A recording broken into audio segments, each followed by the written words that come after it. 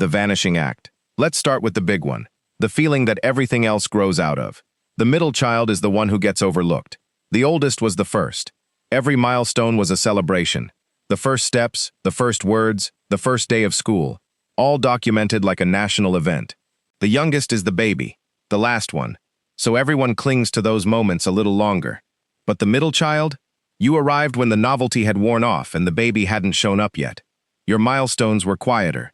Your report cards got a glance instead of a framing. And here's what that does to a developing mind. When a child feels less seen, they don't stop needing attention, they just stop expecting it. You learned, early and silently, that you had to earn your place in the room, that being noticed wasn't automatic. It was something you worked for. That single lesson becomes the foundation for almost everything else on this list. The peacemaker reflex. Middle children grow up sandwiched between two forces, an older sibling with more power, a younger one with more protection. And you were stuck in the crossfire, so you developed a survival skill. You became the peacemaker. When your parents argued with your older sibling, you smoothed it over. When the baby was crying, you distracted them. You became the family's emotional shock absorber, the one who felt the tension in the air before anyone said a word, and quietly moved to fix it. As an adult, this shows up everywhere. You're the friend everyone vents to. You're the one who mediates fights in the group chat. You physically can't sit still when two people you love are upset with each other. It's a genuine strength. You're a natural diplomat. But it comes with a cost. Because somewhere along the way, you learned that keeping the peace matters more than voicing what you actually need. And that's a habit that follows people for decades. The identity gap. Every family hands out roles. And in most families, the roles get taken fast. The oldest is the responsible one, the smart one, the leader. The youngest is the baby, the funny one, the free spirit. But when it was your turn, the good labels were already gone. So the middle child grows up with something the others don't have, an identity gap, a quiet, nagging question of who am I in this family? What's my thing? Psychologists have pointed to this for a long time, the idea that the middle child struggles most to define their place, and it creates a strange split. On one hand, it can leave you feeling a little lost, a little undefined, but on the other, and this is the part people miss, it also sets you free. Because when nobody assigns you a box, you get to build your own identity from scratch. We'll come back to that freedom later, because it turns into one of your biggest advantages, the comparison trap. Here's something middle children do without even realizing it. You measure yourself against everyone, constantly. You had a built-in comparison right above you and right below you. Every single day. Your older sibling was always further ahead, taller, older, allowed to do more. And your younger sibling? Always getting away with things you never could at that age. So you grew up permanently in the middle of a scoreboard. Never the most accomplished. Never the most doted on. Always measuring. And that wiring doesn't shut off when you grow up. You compare your career to your friends, your progress to strangers online.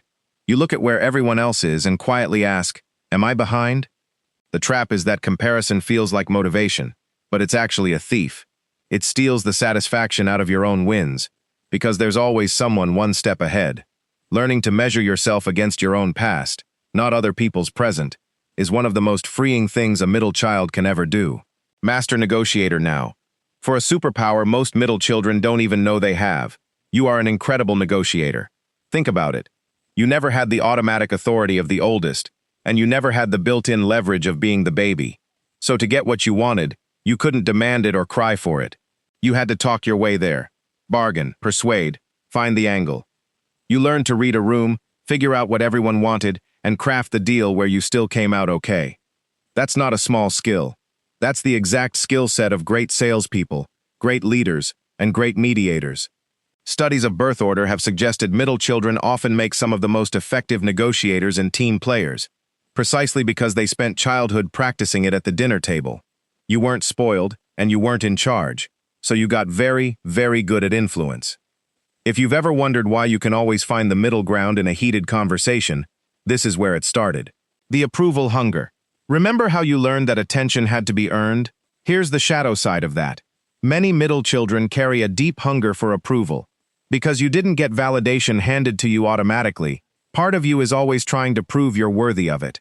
You over-deliver at work. You say yes when you mean no. You go the extra mile hoping someone finally notices, the way you wished they would when you were 9. And when the praise doesn't come, it stings more than it should. Because it's not really about the task.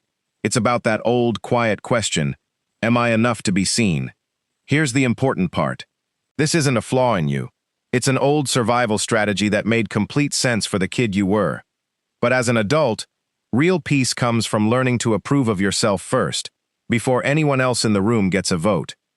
The moment a middle child stops performing for approval is the moment they finally exhale. Built-in independence. Let's flip to a strength again, a big one. Middle children are often the most independent people in the whole family, and it makes sense. The oldest got the attention and the pressure. The youngest got the protection and the coddling. You got space, sometimes more space than you wanted. So you learned to handle things on your own, to entertain yourself, to solve your own problems without running to mom or dad, because you assumed, rightly or not, that they were busy with someone else. That early self-reliance turns into something powerful in adulthood. You're resourceful. You don't fall apart when you're left alone. You can figure things out. While other people wait to be rescued, you've already started solving it yourself. The middle child grew up learning that if something needs to get done, they're probably the one who's going to do it. And that quiet competence follows you for life. The fairness radar and do. If there is one thing middle children cannot stand, it's this: unfairness. You've got a fairness radar dialed up to maximum, and you know exactly why. You spent your entire childhood watching the scales. The older one stayed up later. The younger one got away with murder. And you were forever the one saying the sacred middle child battle cry, "That's not fair." So you grew into an adult with an almost physical sensitivity to injustice. When someone's being treated unfairly, even a total stranger, you feel it in your gut. You defend the underdog. You notice when someone's being left out of the conversation, because you know exactly what that feels like. This is one of the most beautiful things about middle children. That same wound that made you feel overlooked also made you deeply empathetic. You became the person who makes sure everyone gets a seat at the table, because you remember what it was like to almost not have one. Your chosen family. Here's an effect that shapes your entire adult life. Middle children invest more in friendships than almost anyone. Because if you felt a little unseen at home, you went looking for connection somewhere else. And you found it. In your friends.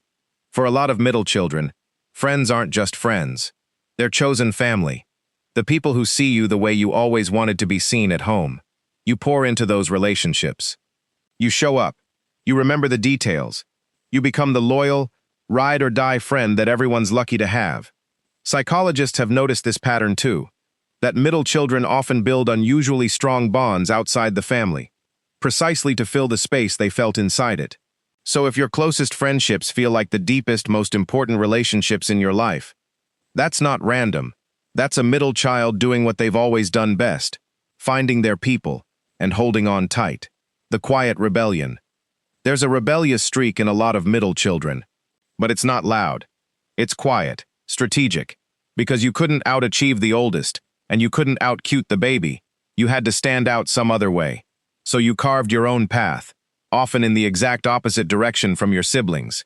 If they were athletes, you became the artist. If they were straight-A students, you found your identity somewhere off the beaten track. This is the middle child refusing to be a copy, refusing to blend in. It's how you finally answered that identity gap from earlier. Not by fitting into the family mold, but by breaking it.